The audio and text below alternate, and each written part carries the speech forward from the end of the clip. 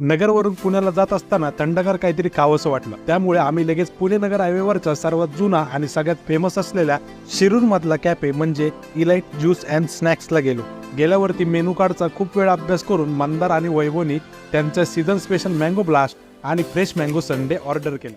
एक तरह के आवारा थे, एक तरह की आवारगी, दीवाने तो पहले भी थे, अब और तरह की दीवानगी. सजदे बिछावा मैं गली गली ओ गली गली ओ गली गली, जिस शहर च मेरा यार बसदा, कमाना पैंदा है खटके ओ खटके, ओ इत्थे रब ना कोई उधार लभदा.